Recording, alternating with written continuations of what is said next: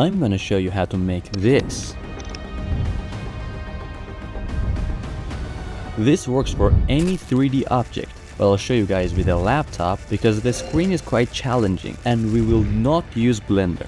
So first of all, we need a 3D model of a laptop. I usually get my 3D models from Sketchfab because it has a lot of free models and I don't really want to pay for 3D models. We drag and drop it onto the timeline, make comp size, and okay.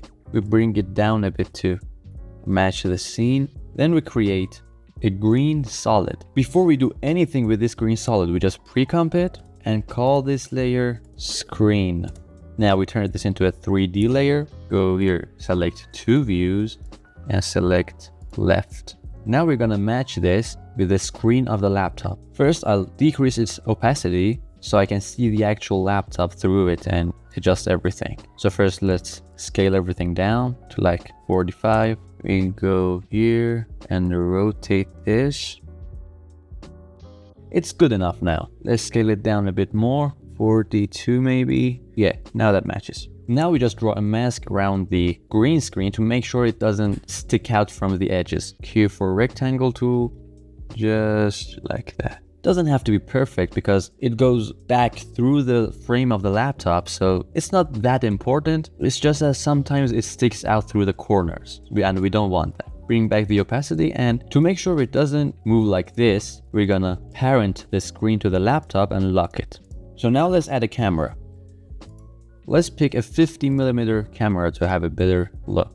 Before we do anything, just right click on it, transform and auto orient and turn this off. It will be really annoying later on. Now let's go to two views again and here select custom view 1 and click draft 3D. Now the way to navigate through this is you hold Alt and left click will rotate you and middle click will move you around without rotating, if that makes sense. Now before we do any animation here, because the camera is still looking quite straight, it's easy to match it with the screen so that later on when we want to transition into the screen, we won't have to readjust every rotation back into the default so we can actually go into. You'll see what I mean pretty soon. To do that, we go back to left view here and we just copy the orientation from the screen and paste it onto the camera. Now they both have the same angle. Now let's make them match better.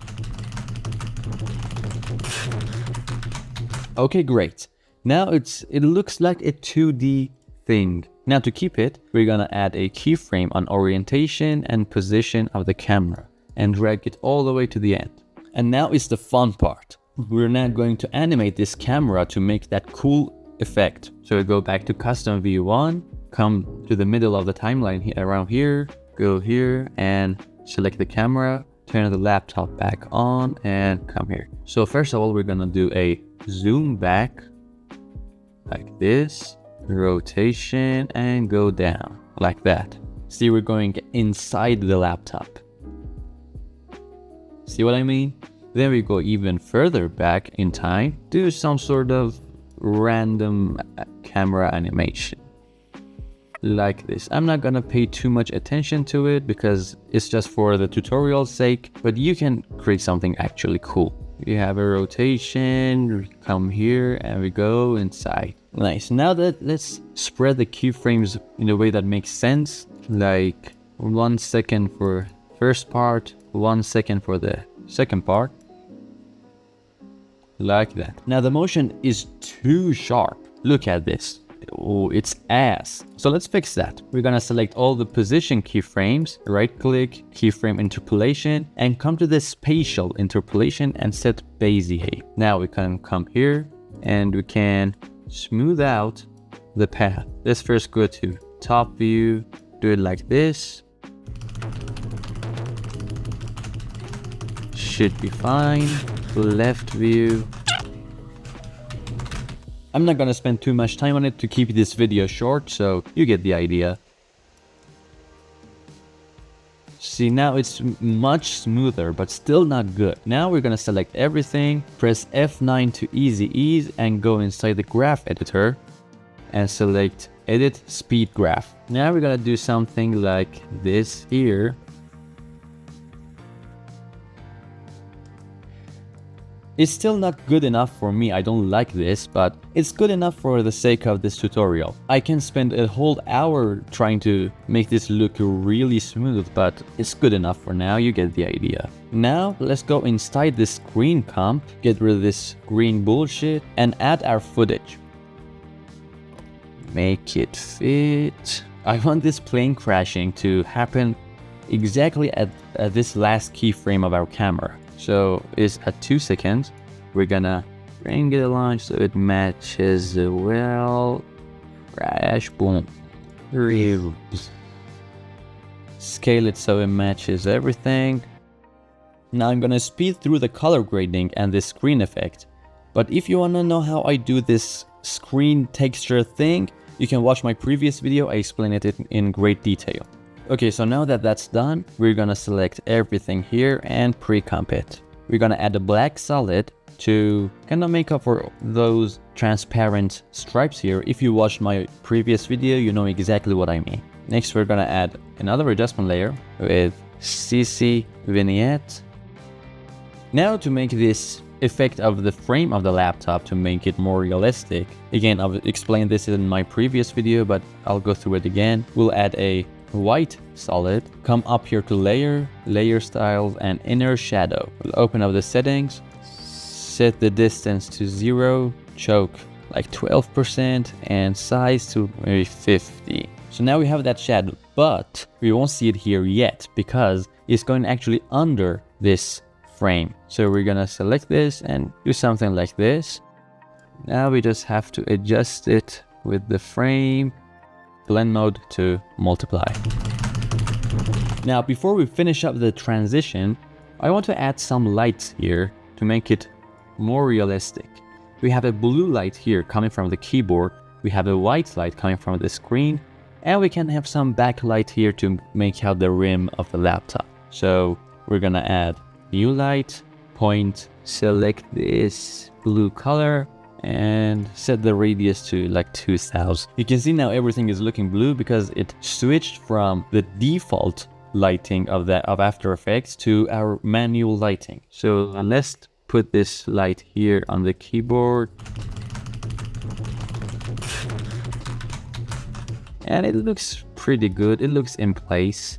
Maybe down a bit. Yeah.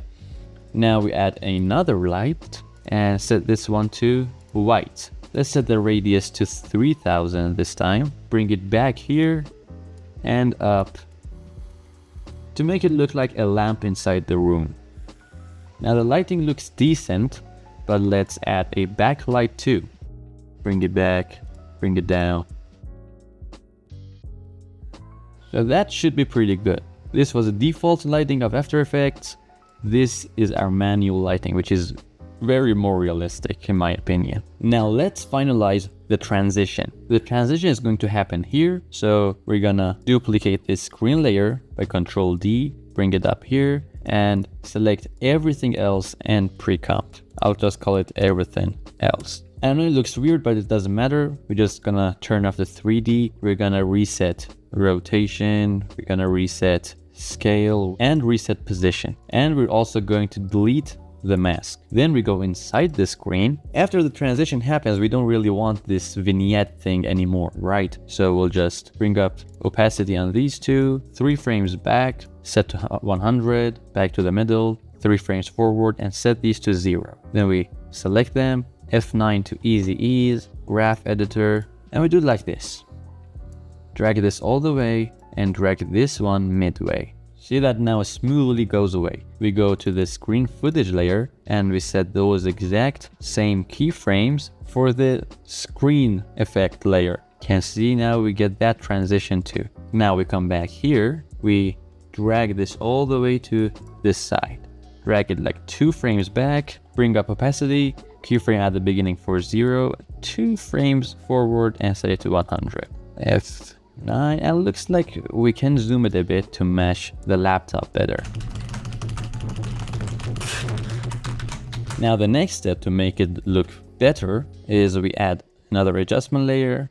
What we're gonna do now is we're gonna come to effects and presets and search for wiggle. we're gonna bring wiggle position, wiggle rotation, and wiggle scale. Drag and drop them all on this adjustment layer. Let's close this one, close this one. Add a third one, which is for wiggle scale. We're gonna uncheck this box and check this box. Set the speed here to 12, maybe 10 and 10.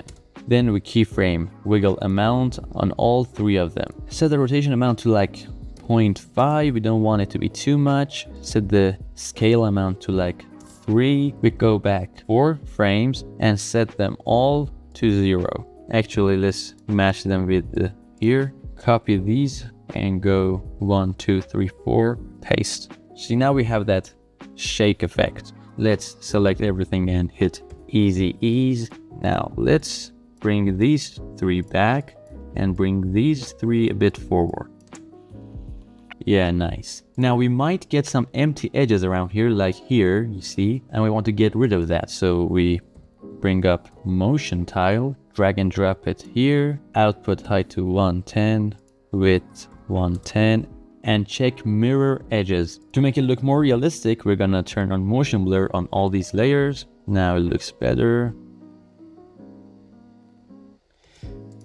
Now as the final touch, we're gonna search for the effect called CC Force Motion Blur, bring it to and add it to everything else, and set this blur samples to maybe 14. Now the reason we do this is because here in the advanced 3D renderer, which we use for the 3D model, if we turn on the motion blur, it won't really do anything because this render doesn't really support motion blur. So we're gonna do it manually here by this effect. See, now we have motion blur. Now the final thing to do is just add a glitch overlay. You can find some for free. I'm using the Motion Pro plugin, but you can find some for free.